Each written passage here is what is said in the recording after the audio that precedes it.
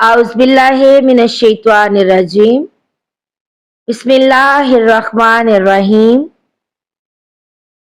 حضرت ابو ہریرہ رضی اللہ تعالی عنہ سے روایت ہے، وہ نبی اکرم صلی اللہ علیہ وآلہ وسلم سے نقل کرتے ہیں کہ آپ صلی اللہ علیہ وآلہ وسلم نے فرمایا، جب کوئی شخص نماز کے لیے کھڑا ہو تو سامنے نہ تھوکے، کیونکہ وہ جب تک اپنی نماز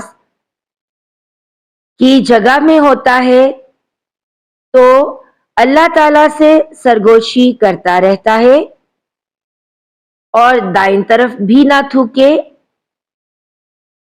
کیونکہ اس طرف فرشتہ ہوتا ہے۔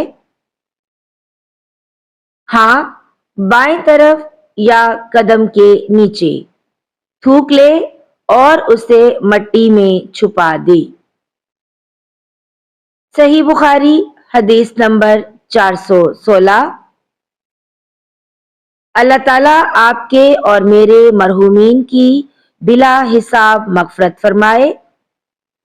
ملتے ہیں ایک نئی ویڈیو میں، تب تک اپنا بہت سا خیال رکھیے گا اور دعاؤں میں یاد رکھیے گا۔ اللہ حافظ۔